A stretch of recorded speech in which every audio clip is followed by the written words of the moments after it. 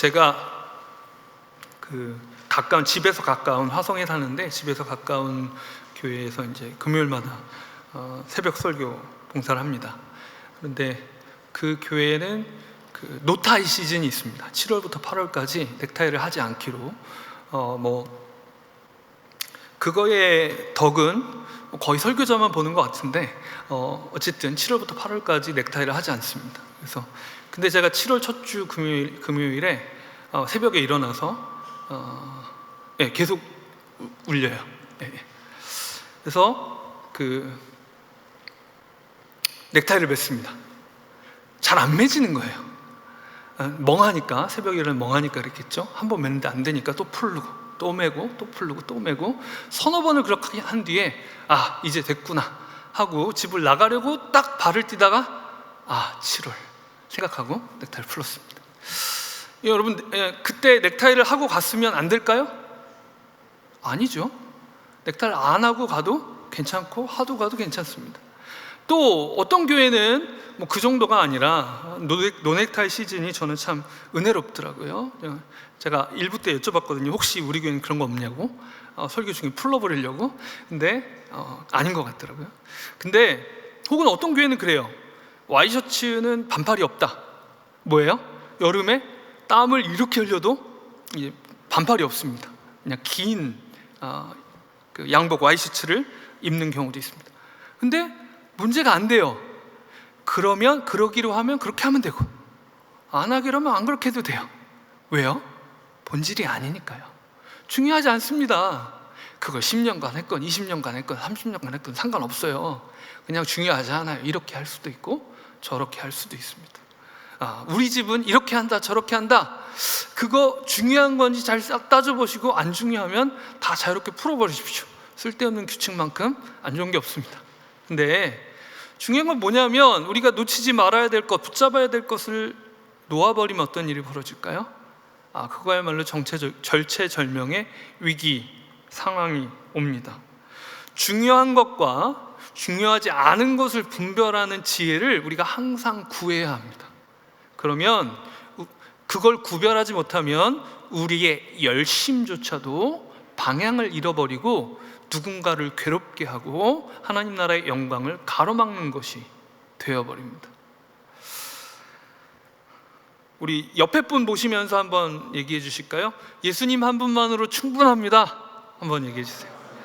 네, 반대편 분에게도, 앞뒤 사람에게도 예수님 한 분으로 충분합니다. 네, 우리 다시 한 번만, 우리 아직 어색해서 안 하시는 분 계셔서 용기를 내셔서, 어색하지만 혹은 식구끼리 오다가 좀 싸웠더라도 이렇게 예수님 한 분만으로 충분합니다. 우리 고백하겠습니다.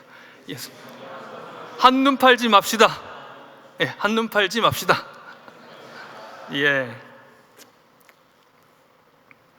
골로새 교회는 터키 지역에 있었습니다. 소아시아 지역에 있었고요. 리쿠스 골짜기라고 불리는 그 시내가 흐르는 골짜기 주변에 있었어요. 그리고 바울 당시에는 아주 그 전에 더 융성하던 도시에서 약간 쇠락하기 시작한 도시였고, 주전 61년인가요? 지진으로 폐허가 된 도시로 알려져 있습니다. 상대적으로 같은 리쿠스 골짜기에 있었던 라오디게아 교회 같은 경우에는, 라오디게아 교회가 아니라 라오디게아는 좀 더 부유한 도시였어요. 나중에 이제 소아시아 7교회, 계시록에 나오는 책망받던 교회가 라오디게아 교회였잖아요. 라오디게아라는 도시는 동일한 지진의 피해를 입은 뒤에 외부 지원 없이 자력으로 도시를 회복할 정도로 굉장히 융성했던 도시인 반면에 약간 쇠락하는 분위기였던 도시였는데, 강제 유대인 이주가 있었습니다. 그래서 유대인 강제 이주 때문에 그곳에 유대인 공동체가 있었어요. 한 2,000여 명 정도가 이주한 뒤에 공동체를 이루기 시작했으니까요. 그래서 그런 도시에 있는 성도들인데, 이 교회가 개척된 게, 우리 뒤에 가면 에바브라라는 사람이 나옵니다. 에바브라가 이 골로새 교회도 라오디게아 교회도 개척을 한 거예요. 그리고 성경에서 또 다른 지점에서는 빌레몬서 아시죠? 빌레몬이 이 골로새 교회 교인이었습니다. 빌레몬과 또 오네시모가 뭐 다녔는지는 모르죠. 바울을 만나서 다시 예수를 믿었을 수도 있으니까.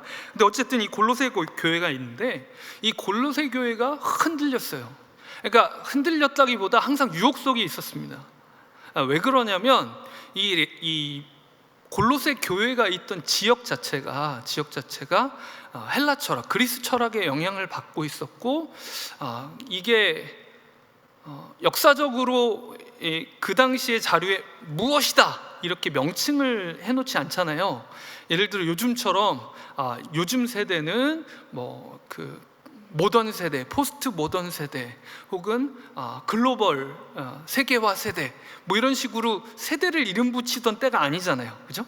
그래서 그 당시의 사조나 무엇에 대한 이름들이 잘 안 붙어 있기 때문에 좀 실체를 명확하게 무엇이다 단정, 한마디로 단정하기는 어렵지만 교인들을 흔들어 놓던 주변의 사상들이 있었습니다. 이제 골로새서를 볼 때 두 가지 핵심이 있어요. 첫 번째는 우리 이거 제가 가능하면 1부 때는 안 그랬는데 2부 때는 반복을 하려고요. 이거라도 건지고 가야 되겠다. 우리 옆 사람에게 다시 그냥 저를 보시고 예수님 한 분만으로 충분합니다. 아니, 저한테 얘기해 주지 마시고 스스로한테 얘기하는 느낌으로 다시 한번 시작. 예수님 한 분으로 충분합니다. 가끔은 이럴 때가 필요해요. 내 영혼아 알아들어라. 제발 알아들어라. 제발 알아들어라. 이게 영적 훈련 중에 하나인 것 같아요. 그래서 이런 얘기를 할 때 나의 영혼을 향해서 선포하시면 좋겠습니다. 제가 한번 그 캠퍼스 전도를 대학 4학년 때 작정을 한 적이 있어요. 이번 한 달 동안은 내가 하루에 1시간씩 전도를 해봐야 되겠다. 그때가 이제 신전 들어가야 되겠다 결심하던 쯤에 이제 그래서 그때 전도 제일 많이 하던 단체가 이제 내비게이터여가지고 거기 들어가가지고 막 같이 했어요. 근데 한 달 하고 나니까 제 영혼이 건강해지는 느낌이 들더라고요.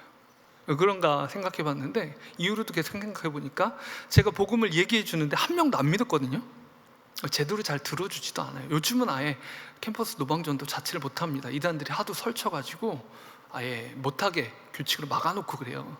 그런데 하고 나니까 제가 생각해 보니까 제가 복음을 사형리를 쓰기도 하고 하나님 선물한 영생 뭐 몇 가지 전도지를 써봤는데 제가 말하면서 제가 듣더라고요. 매일 1시간씩 풀로는 아니지만 매일 한 번 이상씩 복음을 말하고 들으니까 제가 영적으로 풍요로워지는 느낌? 막 갑자기 보약 먹은 느낌보다 삼시세끼 제대로 안 먹다가 제대로 먹어서 몸이 좋아지는 느낌? 영적인 진리를 나 자신에게 들려줄 필요가 있습니다. 밥 먹듯이. 그런데 골로새 교회 교인들이 그렇게 해야 되는 상황 속에 있었던 거예요. 예수님만으로 여러분 요즘 리딩 지저스 에스겔서 읽으신다고 들었어요. 선지서 읽으시면 예레미야도 에스겔도 어때요? 이제 너희는 하나님이 주신 땅 잃어버릴 거야 라는 얘기가 들려오기 시작하죠. 너희 망했어. 바벨론 쳐들어오면 너네 항복해야 돼. 독립주의자들이 생각할 때는 매국노 같은 얘기를 하는 거죠. 그런데 이 땅이 있지만 하나님이 주신 평안은 잃어버린 사람들이었거든요. 다시요. 반대로 생각해 보시죠. 나중에 이제 여러분 이미 지나갔을 텐데 에스라, 느헤미야, 에스더 혹은 다니엘 이쪽으로 가면 어때요? 이미 땅을 잃어버린 사람들을 얘기하고 있어요. 이미 땅을 잃어버린다는 게 어떤 의미죠? 내가 설 자리가 없는 거예요. 내가 일할 곳이 없어요. 내가 심어서 열매를 거둘 곳이 없어요. 좀 더 직접적으로 얘기하면 이제 직장 그만둬야 되는데, 혹은 직장 그만뒀는데 퇴직급여 받는데 무슨 일을 해서 우리 가족을 먹여 살리지? 이제 어떡하지? 사업을 접어야 될 것 같은데? 내가 설 자리가 없어진 상황. 혹은 열심히 일한 가장이 혹은 열심히 자녀들 돌본 어머니가 애들이 사춘기 지나면 부모님 필요 없다고 하잖아요, 그죠? 용돈 받을 때만 필요해요. 그래서 더 이상 내가 아이들에게 받아들여지지 않는구나 라고 생각할 때 집에서 내 살 자리가 없었구나, 혹은 없어졌구나 라고 느끼는 때가 있습니다. 그런 막막한 시간, 그 어떤 상황이 됐든 여러분의 상황 속에 대입해 보면 여기, 그러니까 중고등학생으로 생각하면 갑자기 학교 생활 잘하다가 좀 센 애한테 잘못 보였어요. 바로 왕따 당하는 분위기가 생기거든요. 좀 센 애들 때문에 요즘에 직접적인 왕따는 많이 없어요, 공립학교에서. 왜냐하면 학폭이 굉장히 활성화됐기 때문에 웬만한 사이버 폭력이든 뭐든 간에 있으면 학폭 바로 갈 수도 있는 상황이기 때문에 직접적으로 안 합니다. 은근히 해요, 은근히. 그거 더 고통스럽거든요. 네. 그런데 그런 상황 속에 내가 교실에서 내가 설 자리가 없구나. 혹은 정반대로 얘기해 볼까요? 자녀가 이제 부모님 말씀 잘 듣고 잘 컸어요. 그런데 부모님 간섭이 너무 심한 거예요. 너무 나를 괴롭게 해. 이제 내가 할 수 있는 일이 있고 내가 해야 될 일이 있는데 너무 나를 걱정하고 너무 간섭하고 통제하면 어때요? 집에 내 자리가 없는 거예요. 내가 숨 쉴 곳이 없는 거예요. 너무 답답한 거죠. 그런 상황 속에 있을 때 하나님 앞에 그 표현이 어떻든 우리는 부르짖게 됩니다. 하나님, 정말 내가 숨 쉴 곳, 내가 서 있을 내 자리가 좀 있었으면 좋겠습니다. 내 땅을 주세요. 내 자리를 주세요. 내가 심고 거둘 곳이 필요합니다. 그런데 땅을 이미 가지고 있으면서 안식을 얻지 못하는 사람들을 향해서 에스겔은 너네 땅을 잃어버릴 거야. 이미 사실은 잃어버린 거거든요. 안식의 의미는 평안이에요. 샬롬이에요. 하나님 주신 평안이 없잖아요. 왜 없어요? 그 땅에서 여전히 존재하는 나의 시선을 하나님으로부터 멀어지게 하는. 그러니까 사단의 전략은 이런 겁니다. 예수님이 필요해. 오케이, 좋아. 근데 뭔가 좀 더 필요하지 않을까? 우리 한번 바울의 이 간절한 심정을 좀 느껴보려고 노력하시면서 1절부터 3절까지 읽어보겠습니다. 시작. 내가 너희와 라오디게아에 있는 자들과 물은 내 육신의 얼굴을 보지 못한 자들을 위하여 얼마나 힘쓰는지를 너희가 알기를 원하노니, 이는 그들로 마음의 위안을 얻고 사랑 안에서 연합하여 확실한 이해의 모든 풍성함과 하나님의 비밀인 그리스도를 깨닫게 하려 함이니, 그 안에는 지혜와 지식의 모든 보화가 감추어져 있느니라. 그러니까 바울이 얼굴도 보지 못한 에바브라가 지금 같이 감옥에 갇혀 있을 수도 있고요, 에바브라가 감옥에 갇혀 있는 바울을 방문했을 수도 있습니다. 그런데 에바브라가 개척한 이 골로새 교회 교인들을 생각하면서 마음에 간절한 거예요. 너무 애쓰고 씨름을 했어요. 뭘로 씨름했을까요? 기도로 씨름했습니다. 감옥에 갇혀 있는데 뭘 하겠어요? 그래서 골로새서 1장은 기도로 가득합니다. 2장 내용도 마찬가지예요. 정말 사랑하면 기도하게 돼 있죠. 기도하지 않으면 내가 사랑이 식었구나 하면 됩니다. 자녀도 마찬가지예요. 가까운 사람도, 직장도, 교회도 마찬가지예요. 기도 안 하면 사랑이 식은 겁니다. 혹은 사랑이 식은 거 맞아요. 내 개인적인 열정 같은 사랑 말고 하나님이 주신 사랑으로 사랑하지 않는 거예요.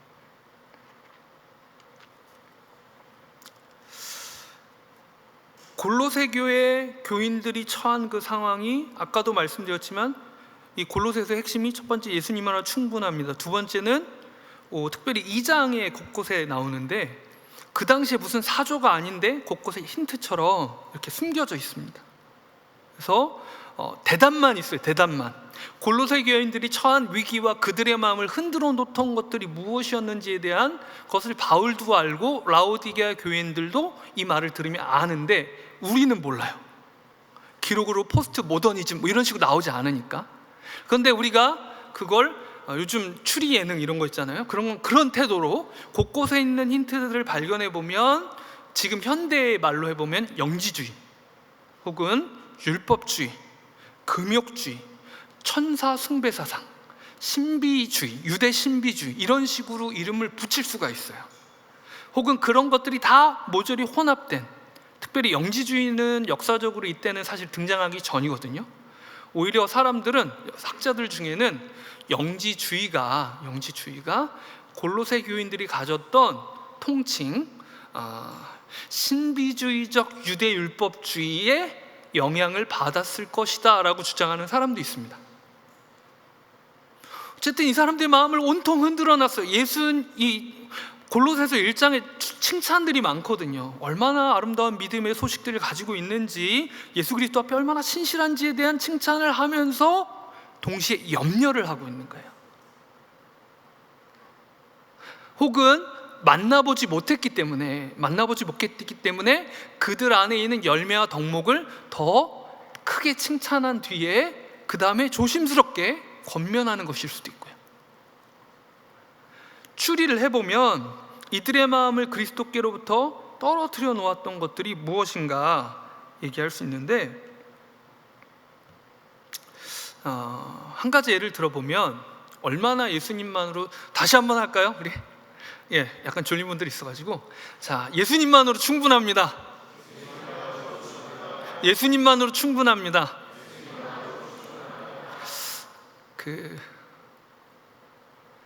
예수님만으로 충분하다는 고백하는 게 얼마나 어려운지, 제가 얼마 전에 인도 선교사님, 그러니까 총신에서 유학 와가지고 공부를 한 인도인 현지 선교사님이 이제 인도로 돌아가가지고 사역하다가 방문을 했어요.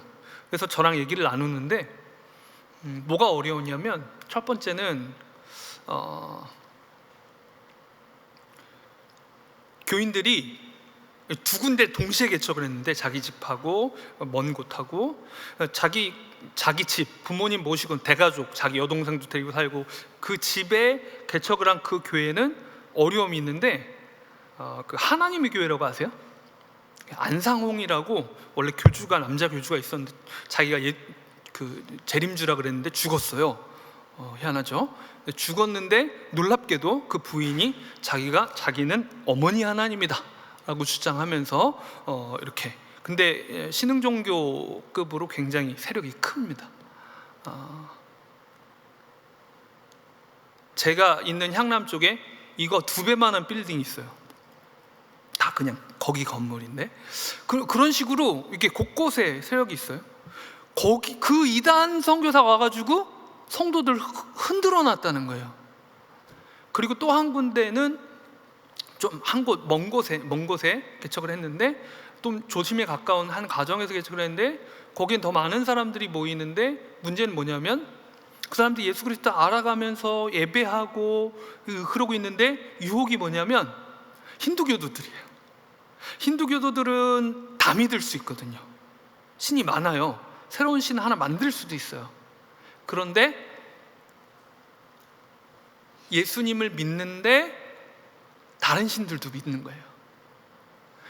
부활주일에 기도 제목이 와서 함께 기도한 것 중에 하나가 뭐냐면, 성도들 중에 이제 진지하게 복음에 대해서 더 깊이 생각하는 사람들은 내가 정말로 세례를 받아야 하나. 세례 받는다는 건 뭐예요? 다른 신들을 버리고 오직 예수님만을 믿기로 서약하는 게 세례예요. 그러니까 지금 인도 정부가 근본주의 힌두 정부거든요. 그래서 선교하고 하다 걸리면 추방돼요. 그리고 성인이고 미성년자고 이렇게 개종시키면 사법 처리를 받습니다. 그런 상황에서 그리고 이 목사님도 전도자로서 인도 성서공회에 속해서 전도로 다니다가 힌두교도에게 둘러싸여서 린치를 당할 뻔한 경험들도 갖고 있는 그런 분이에요. 그런데 그들에게는 실제적으로 예수님만 믿습니다라는 고백을 하기 위해서 엄청난 희생이 필요합니다. 자, 그런데 우린 다를까요? 다르지 않아요.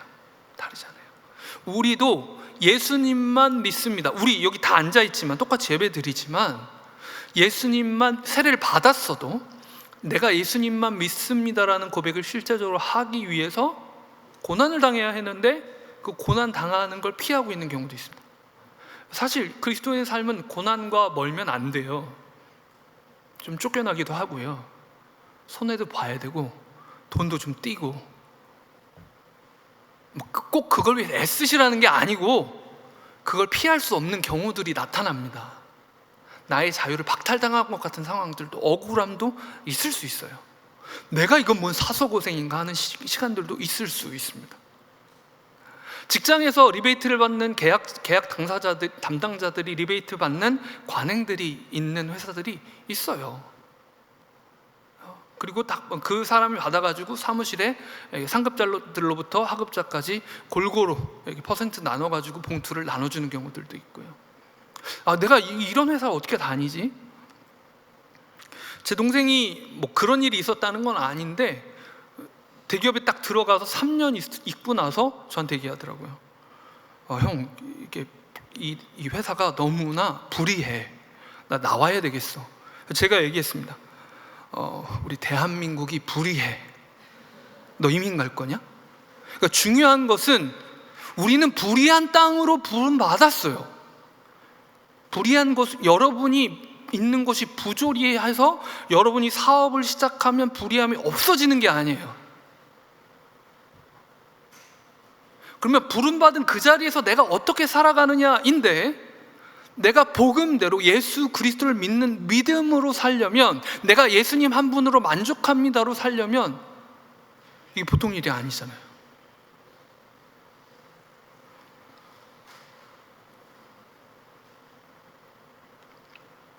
카메라에 초점이 맞춰지지 않으면 그 피사체가 뚜렷하게 드러나지 않습니다.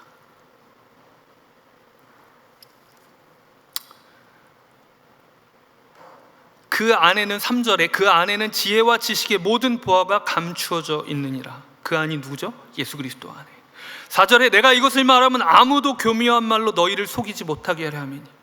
속이려는 사람들이 있다는 거예요. 골로새 교인들에게도 여러분들에게도 속임수가 있어요. 골로새 교인들의 주변에 있던 그 속임수가 무엇인지 이름 붙이기에 따라 다르지만 신비주의일지, 그러니까 뭔가 신비 체험도 구했고, 율법주의, 유대교인들이 있었으니까 율법주의도 들어오고, 교회에 이런 것들이 쫙 흡수되는 거예요.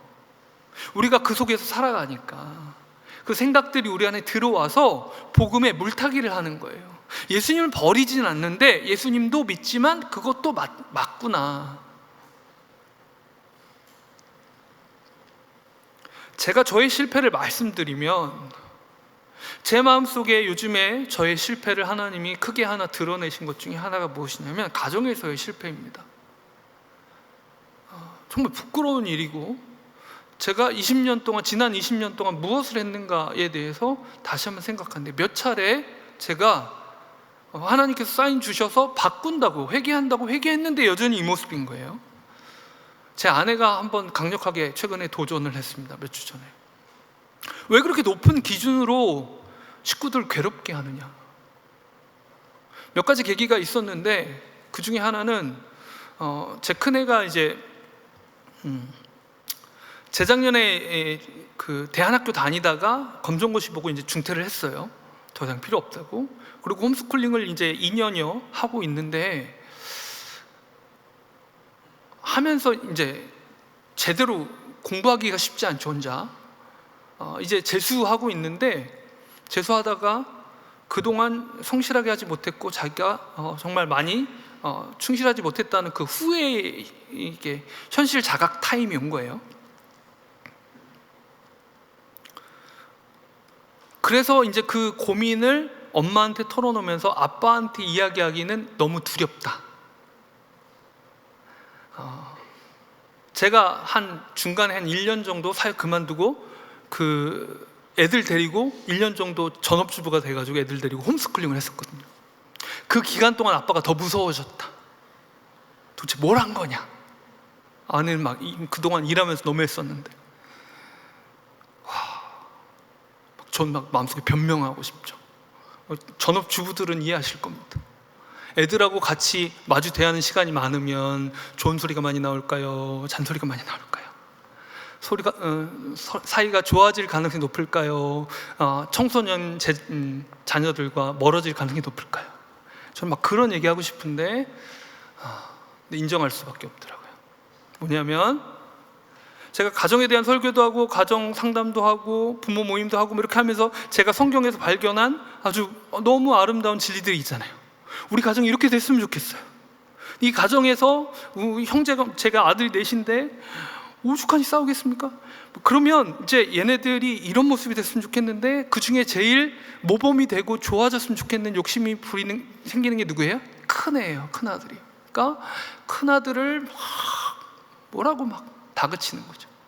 그럼 이걸 놓아야 됩니까? 아니요, 그렇지 않아요. 제가 복음의 핵심에서 중요한 걸 놓친 거예요. 그럼 복음은 예수님, 하나님이 세상을 이처럼 사랑하사 독생자를 주셨으니 이는 그를 믿는 자마다 영생을 멸망치 않고 영생을 얻게 하려 하심이라 라고 이 짧은 구절 속에서 그렇구나, 내가 예수님 믿어야 되겠다. 임종 전에 이 말씀만 딱 듣고도 예수님 믿고 천국 갈 수 있습니다. 하지만 복음의 진리는 그렇게 좁고 단순하지만은 않아요. 무슨 얘기냐면 이걸로 전부가 아니라 예수 그리스도 복음 안에는 너무나 큰 방대한 바다와 같은 풍성함이 있어요. 그러니까 바울이 예수님만으로 충분하다고 얘기하죠. 우리 다 모르는 거예요. 제가 뭘 놓쳐서 이랬을까 생각하면서 하나 제가 발견한 건 사랑이 없었구나. 마땅히 따라가야 될 거룩의 기준 혹은 말씀의 기준, 가족 관계의 기준들이 여기 있으면 제가 이걸 포기하는 건 아니죠. 말씀으로부터 얻은 거니까. 제가 완벽한 지식을 갖고 있진 않지만. 근데 아내가 얘기하는 게 이거예요. 오, 좋다. 책도 많이 읽었어. 잘났다. 그런데 애들은 여기 있지 않느냐. 여기 있는 애들을 몰아붙여서 뭐가 되냐. 뭐가 필요하다는 얘기예요? 전 복음에서 성육신의 진리를 놓치고 있었습니다. 예수님이 거룩의 기준을 타협하셨어요? 아니에요. 하지만 오셔서 물론 바리새인들한테 야, 너 회칠한 무덤들아, 이사야서 얘기한 것처럼 너넨 예배 드린다고 있는 것 같은데 예배당 마당만 밟고 다녀. 뭐가 진짜 예배냐? 하나님이 원하시는 공의가 뭔데 종교적 의식만 한다고 하나님이 그걸 예배라고 칠 줄 알아? 이렇게 하나님이 예배당을 뒤집어 엎고 성전을 뒤집어 엎기도 하셨지만 예수님도 어떻게 하셨어요? 세리와 창녀들과 죄인들에게 찾아가셔서 삭개오에게 가셔서 야, 너 죄졌지? 안 그러시고 삭개오야, 나 너의 집에서 하룻밤 자야 되겠다 하셨어요. 세리와 죄인들의 친구가 되어주셨어요. 같이 술잔을 기울이셨다고요.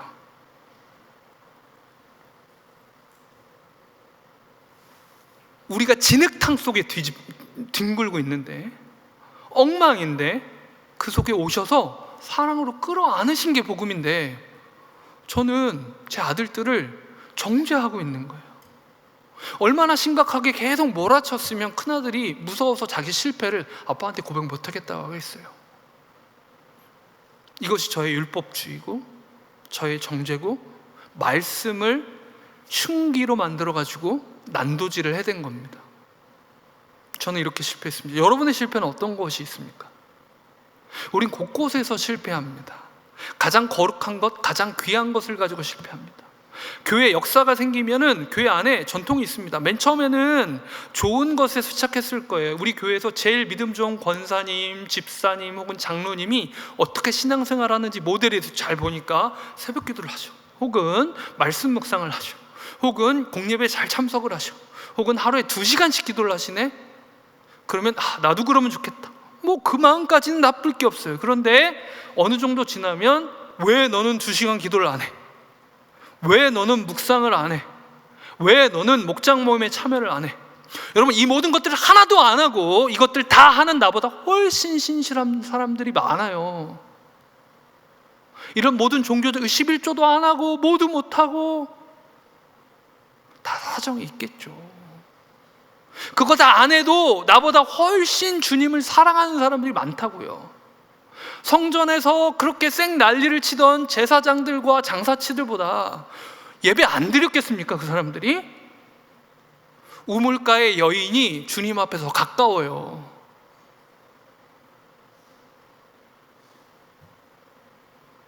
우리는 우리 자신을 끊임없이 속입니다. 그래서 바울이 골로새 교인들에게 이렇게 당부하는 거예요. 예수 그리스도 안에 정말 교묘한 말로 누가 속이려고 하더라도 믿음이 굳건하게 있어라. 6절부터 보면 7절 제가 읽겠습니다. 그 안에 뿌리를 박으며, 예수 그리스도죠, 예수 그리스도 안에 뿌리를 박으며 세움을 받아 교훈을 받은 대로 믿음에 굳게 서서 감사함을 넘치게 하라. 누가 철학과 헛된 속임수로 너희를 사로잡을까 주의하라. 이것은 사람의 전통과 사람의 초등 학문을 따름이요 그리스도를 따름이 아니니라. 우리 주변에 속임수가 많아요. 이 당시에 속임수는 우리 9절, 10절부터 19절까지 쭉 계속 21절까지 쭉 보면 힌트들이 곳곳에 숨어 있는데, 제가 요약을 먼저 해드리면, 첫 번째는 영지주의라고 이름을 붙이겠습니다. 당시에 영지주의가 등장하기 전이지만 영적인 지식을 중요하게 생각하고, 그러니까 지금으로 말하면 구원파 같은 느낌이에요. 구원 받았으면 끝나는 거예요. 예수님 믿었으면 끝. 거룩한 삶? 뭐 상관없어요. 이미 용서 받았으니까 육신의 삶을 어떻게 살든 영적인 것만 생각하고 살면 된다. 영적인 것이 중요하고 육신이 헛되다고 생각해서 심지어 예수 그리스도의 성육신을 부정하던 사람들이었습니다. 이제 골로새 교인들이 그런 유혹에까지 빠졌는지는 모르지만 영지주의가 그래요. 그리고 신비주의 유대교는 영적인 신비한 체험들을 구했습니다. 요즘의 의학자들이 얘기를 하기를 모든 영적 체험들이 다 그렇다는 얘기는 아니지만, 단백질이 부족하고 그리고 또 잠을 잘 못 자면 환각, 환시 같은 것이 생길 가능성이 높다고 얘기해요. 그래서 그 당시에 그런 것들 추구하는 사람들은 그 곁다리로 또 빠지던 유혹이 뭐였냐면 금욕주의였습니다. 그래서 금식을 중요하게 여겼어요. 금식을 많이 하고 하면 헛것을 보는 거예요. 근데 그걸 헛것이라고 생각했겠어요? 꼭 헛것이 아닐 수도 있어요. 악한 영이 틈타는 걸 수도 있습니다. 그래서 헛것을 보고 영적인 환상을 봤다, 이렇게 얘기하면서 현혹하는 무리들도 있고, 왜 너는 금식을 안 하냐? 예수님의 제자들을 향해서 바리새인들이 비난을 했죠. 왜 예수님 제자들은 금식하지 않습니까? 그러면 금식하지 않는 걸 가지고 누군가를 정죄했어요. 네가 금식하는 거에 대해서는 할 말을 안 해도 괜찮다 이거예요. 하지만 누군가 금식하지 않는 것에 대해서 비난하기 시작하고 정죄하기 시작하고 평가하기 시작할 때 뭐예요? 나는 이미 복음에 물을 탔다. 여러분, 복음을 너무 축소할 때 어떤 일이 벌어지냐면 비유를 하자면 우리 인생이 고장난 자동차와 같은데, 그래서 굴러가질 않아요. 아무리 엑셀 밟든 시동도 안 걸려요. 죽은 자동차예요. 제가 식구가 많아가지고 스타렉스를 끌고 다니다가 한 3개월 전인가 딱 죽어버렸습니다. 그러니까 정확하게는 더 이상 몰면 죽겠구나 싶은 상황이 들었어요. 이제 막 차에서 물이 막 솟구치더라고요. 그래서 이거 정비소에서 이게 시한부니까 조기 폐차를 해야 된다. 차가 진짜 멈추기 전에 해야 되겠다. 그래서 차를 이제 어떻게 바꿨어요. 은행에 도움을 입어서 바꿨는데,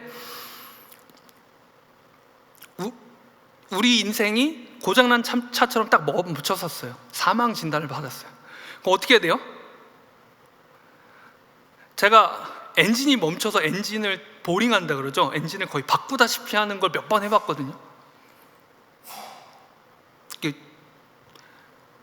그렇게 해서 차를 살려놓으면 차가 가죠. 잘 갑니다. 그러면 우리가 예를 들어 회심의 은혜를, 복음으로 우리의 인생이 새로워졌어요. 우리의 인생의 엔진 바꿨단 말이에요. 이제 인생이 움직이기 시작해. 그때 우리가 뭘 주의해야 됩니까? 뭘 주의해야 됩니까? 계속 엔진 관리를 잘해야 돼요. 그렇게 차가 몇 번 멈춘 다음에 제 아래 동서가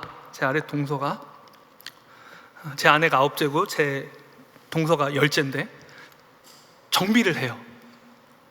근데 그래서 조언을 얻은 게 경유차는 기름을 자주 넣으라고 하더라고요. 근데 중간에 차를 사망시키고 부모님 차를 억지로 어떻게 빌려가지고, 안 쓰시는 거 빌려가지고 한 달을 있다가 경유차를 다시 하면서 무슨 실수를 범할 뻔했냐면, 습관처럼 한 달밖에 안 됐는데 주유소 가서 휘발유를 누르고 딱 넣었어요. 레버를 당기기 직전에 쎄한 거예요. 그래서 멈췄어요. 넣었으면 어떻게 될까요? 혼유사고로 은행에 더 큰 빚을 지는 거죠. 무슨 얘기를 하려고 그러냐면, 그리스도의 은혜로 우리 인생이 바뀌었잖아요. 아무 기름이나 넣는다고 차가 가는 게 아니에요, 여러분. 여전히 복음으로 공급받아야 우리 인생이 삽니다. 근데 이제 내 자동차가 간다고 아무 기름이나 넣고 있는 거예요. 율법주의든 무엇이든 지금도 우리 속에 있는 유혹들이 있습니다. 여러분, 가정의 분위기가 어때요? 한번 집에 가서 자녀들한테 들려줘 보세요. 오늘 온 목사님이 아주 이상한 목사가 있더라. 가정에서 목사가 은혜대로 하지 않고 율법주의로 가족들을 괴롭게 했다더라. 야, 정말 희한한 일 아니냐? 이런 얘기 한번 넌지시 던져보세요. 근데 갑자기 애들이 눈을 반짝이면서 나를 쳐다보면 어떻게 된 거예요? 우리 집도 멀지 않은가? 애들은 그런 얘기 안 해주거든요. 싫다 그러지. 그 애들의 얘기는 그냥 한마디, 짜증나, 이게 한마디만 하지, 우리 엄마가 율법주의여서 이런 분석하지 않아요. 그냥 싫다, 짜증나다, 이런 얘기만 해요. 막 강요한다, 나는 우리 집구석에 들어가고 싶지 않다, 그런 생각만 해요. 우리 가정의 질서의 맥락은 뭡니까? 율법인가요?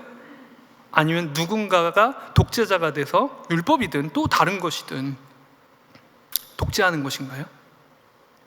은혜가 다스리고 있나요? 이거 잘 보셔야 됩니다. 왜냐하면 전체적인 맥락과 흐름이 너무나 중요한 게, 우리 담임 목사님도 복음적 설교에 대해서, 그리스도 중심적 설교에 대해서 설교도 하시고 또 강의도 하시고 하시잖아요. 그런데 제가 배우고 또 하면서 느끼는 게 뭐냐면, 설교 원고는 복음 중심적인, 그리스도 중심적인 설교를 한단 말이에요. 했는데 듣는 사람은 복음을 듣지 않는 경우들이 너무 많더라고요.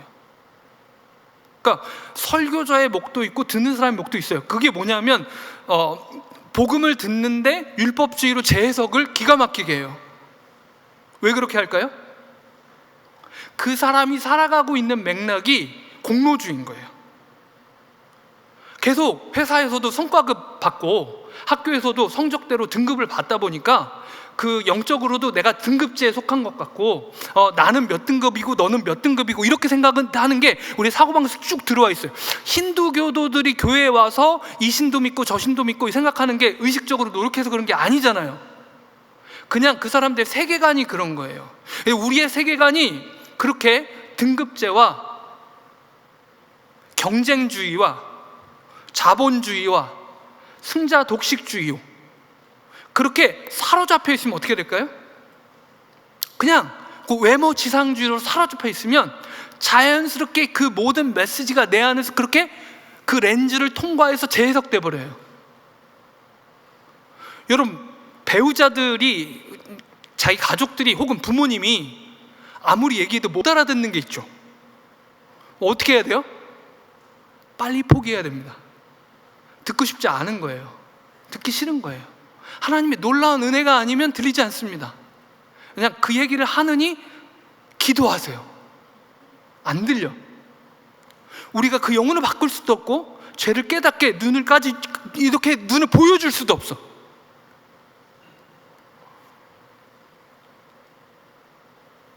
안 보인단 말이에요. 똑같은 설교를 들어도 복음이 들리지 않아요. 왜요? 우리의 삶의 맥락이 그거예요. 우리는 급류에 휩쓸리고 있는 사람들이란 말입니다. 헤엄 잘 쳐서 되는 게 아니잖아요. 최상병 사건에서 해병대가 수영 못하겠어요? 아니에요. 여러분, 발목만 돼도 급류는 그냥 성인 남성도 그냥 쓸려가는 게 급류예요. 힘으로 안 돼요. 힘으로. 물이 얼마나 무서운데요. 제가 대학원 때 특이한 전공을 해가지고 크리스찬 캠핑 이런 거에서 전공 수업 때 어떻게 하면 급류에 휩쓸려 가지 않고 건널 수 있는가 이런 수업을 받았거든요. 그래서 급류에 들어갔어요. 휩쓸리지 않으면 적당한 교수님이 아주 십수년간 산행을 한 분이었어요. 그래서 미국인 친구 이따만한 190 가까이 되는 떡대가 이렇게 좋은 막 그 미식축구 해도 될 만한 그런 친구가 이 급류가 이렇게 오면 지팡이를 짚고 딱 박아요. 앞에 들어가서 급류 상류를 바라보면서 앞으로 엎드립니다. 거의 엎드리다시피 이렇게 해요. 45도 정도 이렇게 서면 뒤로 밀려가지 않게 발을 받친 거죠. 그러면 저같이 덩치가 조그마한 사람들이 가운데 옆에 양쪽으로 팔짱을 낍니다. 가운데 사람 앞에 상류 보고, 저는 상류를 왼쪽으로 보고 혹은 오른쪽으로 보고 이렇게 팔짱을 스크럼을 짜요. 다리를 좌우로 넓게 벌리고, 그러면 이 각이 H자가 되겠죠. 그래서 최대한 안 휩쓸려 가게 이렇게 스크럼을 짜고 하나 둘 하면서 이렇게 급류를 옆으로 건너갑니다. 안 그러면 휩쓸려 가요. 왜 그럴까요? 그걸 전제로 한 거예요. 전제로. 급류는 혼자 건널 수 없다는 걸 전제로 해서 하는 거예요.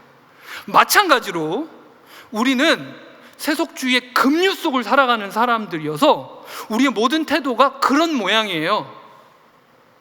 발 한 번 뛰면 끝이에요. 발 한 번 뛰면 끝이에요. 수영을 배웠다고요? 웃기시지 마세요. 그런 거 없어요. 내가 복음을 다 안다고요? 웃기시지 마세요. 모태신앙이라고요? 천만의 말씀. 내가 큰 은혜를 받은 적이 있다고요? 그런 사람 쎄고 셌어요. 휩쓸려 간단 말이에요. 순식간에. 저 막 엄청 이단 목사 아니에요. 근데 우리 가정에서 그 짓거리를 제가 했더라고요. 그런다고 20년 동안 한 번도 그 부분에 대해서 회개 안 한 게 아니에요. 목사 자식들 만들겠다고 제가 몸부림쳤던 걸 얼마나 많이 후회했는데요. 얼마나 많이 애들한테 직접 용서를 구했는데, 근데 최근에 다시 한번 하나님이 직면하게 하시는 거예요. 너 또 그러고 있다? 평생 씨름을 해야 되겠구나, 그 생각을 해요. 왜요? 그냥 평생 우리는 급류를 살아가는 거예요. 바울이 그래서 얘기하는 거예요. 골로새 교회 사람들한테. 너네 정신 똑바로 차려. 뿌리를 깊게 내려야 돼. 유럽 같은 데는 땅이 좋아가지고 나무가 커다랗게 보여도 뿌리가 그냥 조금만 내리는 경우들이 있대요. 그러니까 유럽 내륙까지 폭풍하시고 그런 강풍이 불고 그런 기후가 아니다가 갑자기 이상기후로 강풍이 불고 그러면 어떻게 돼요? 엄청나게 큰 나무 같았는데 쑥 뿌리째 넘어지는 거예요. 우리가 예수 그리스도 안의 생수를 매일매일 맛보기 위해서 옛날에 은혜 받았던 거 말고 오늘 내가 그리스도 안의 생수를 맛보기 위해서 뿌리를 계속 깊이 뿌리 박아야 돼요. 안 그러면 뿌리가 확 뽑혀버린다고요.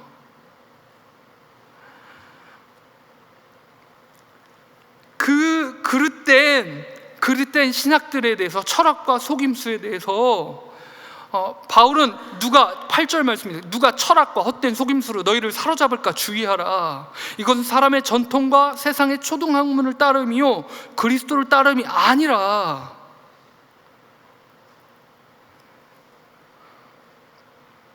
너희가 예수 그리스도 안에 12절을 보면 내가 너 세례로 그리스도와 함께 죽었고 장사되고 또 죽은 자들 가운데서 그를 일으키신 하나님의 역사를 믿음으로 말미암아 그 안에서 함께 일으키심을 받았느니라.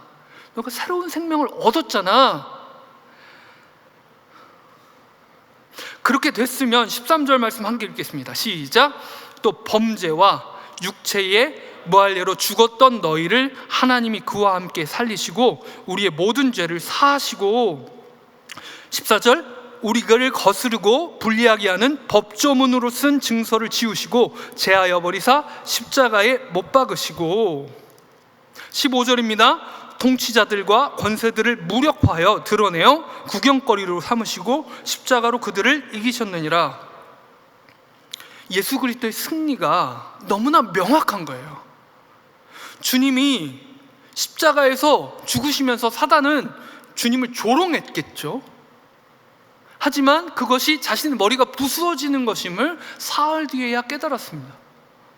예수 그리스도의 부활과 함께 모든 사망의 권세가 무너져 내리고, 그 전에 모두 이 제가 거룩의 기준이라고, 좋은 가정의 기준이라고 얘기하면서 우리 식구들을, 아이들을 괴롭게 했던 그 율법의 권세가, 그 정죄의 권세가 무너져 내리고, 이제 복음 안에 자유가 시작됐어요. 새로운 생명이 시작됐어요. 더 이상 율법이 우리를 정죄해서 죽일 수 없습니다. 우리 성육신의 그 은혜로 우리를 찾아오신 예수 그리스도께서 시궁창 가운데 있는, 음식물 쓰레기 더미 가운데 있는 우리에게 찾아오셔서 우리를 끌어안으셨어요. 그 피로 우리를 씻기셨어요. 그리고 그 자리에서 한 걸음 한 걸음 우리를 거룩하게 만들어 가시는 거예요. 그런데 그걸 부인해요? 거기다 물을 타요? 이것도 필요하고 저것도 필요하다고요? 그럴지라도 자본주의 사회인데? 그럴지라도 이 정도는 해야 살아남지? 아니요. 그리스도인의 삶은 고난과 멀지 않아요. 예수 그리스도를 따르기 위해 실직해야 될 수도 있어요. 예수님 안에 신실하게 살기 위해서 대단한 재정적인 손해를 감수해야 될 수도 있단 말이에요. 왕따가 될 수도 있어요. 아니, 그 인도 선교사님, 교인들이 다 그런 모양이잖아요. 나 힌두교 신자 이제부터 아니고 예수님만을 섬기겠다라고 얘기할 때 그들이 왕따되고 직업을 잃을 수 있는 거기 때문에 그렇게 고민하는 거예요. 신중하게. 예수님 모르고 아예 믿음이 없다. 우리 지금 한국 상황이면 진작 세례받고도 남는 사람들일 수 있단 말이에요. 우리보다 믿음이 더 좋은 사람일 수 있단 말이에요. 근데 세례 안 받아요. 못 받아요. 아직 예수님만을이라고 자신이 고백 못한다는 사실을 정직하게 인정하기 때문에. 여러분은 어떻습니까? 우리는 어떻습니까? 예수님만을 믿는 게 맞아요? 그리스도만으로 정말 만족하십니까? 넥타이가 있건 없건 예수 그리스도로 만족하십니까? 그럼요. 자, 그러면 집이 있건 없건 그리스도로 만족하십니까? 고민해 봐야죠. 우리 교회가 작년에 3차례 4차례 막 옮겨 다녔잖아요. 언제까지 정처 없이 이렇게 옮겨 다닐까? 그런 상황이랑 올해에 이렇게 안정적으로 한 교회, 한 예배당 공간에서 하나님이 주신 은혜로 우리 땅을 얻었어요. 그러면 우리가 예배 공간이 있든지 없든지 예수 그리스도만으로 만족하십니까? 우리가 대출 받은 게 얼만데 이렇게.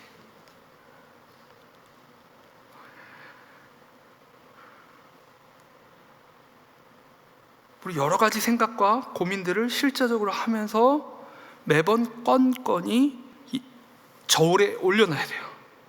예수 그리스도와 나의 집과, 예수 그리스도와 나의 직업적 안정성과, 예수 그리스도와 내 자녀가 얻을 혹은 얻을지도 모르는 학벌과 사회 경제적 지위와 우리 가정의 통장 잔고와 대출금을 다음 달에 갚을 수 있을지 없을지를 결정해줄 나의 이번 달의 수입과 옮겨놓고 올려놓고 매번 선택해야 돼요.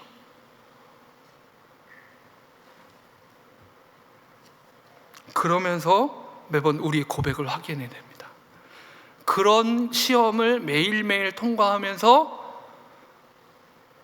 나는 예수 그리스도만으로 만족합니다 라고 고백하면 그 고백이 단순한 고백이 아니잖아요.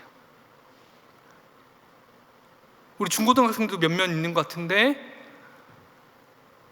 제가 양육하던 한 고등학생이 지금 대학생 됐고 결혼했는데, 고등학교 시절에 제가 중고등부 설교 때 예수님은 왕따들의 친구가 되셨다.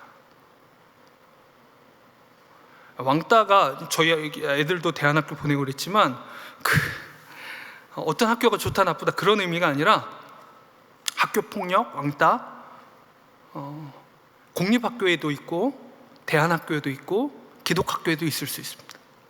다르지 않아요. 다 똑같아. 죄인들의 소굴이에요. 왕따인 친구가 있었어요. 더디어 뭐든지 더딘 친구라. 그래서 제 설교를 듣고 이 친구의 친구가 되어주기로 결정을 했어요. 나름 리더십도 있고 친구들도 있으니까 7명 정도의 친구들을 설득해가지고 같이 밥을 먹기로 했어요. 너무 늦게 먹는 거야. 근데 막 30분씩 먹는 거야. 중고등학생 급식 평균 시간 몇 분? 10분에서 15분. 그런데 그걸 못하는 거야. 다 떨어져 나가고 혼자 남았어요. 6개월, 7개월 계속 지속되면서 이 친구가 소화불량에 걸렸어요. 속도를 맞춰서 먹어야 되니까. 위장병이 생겨서 고통스러워하면서도 끝까지 이 친구랑 단둘이 남아서 밥을 먹기 시작했어요.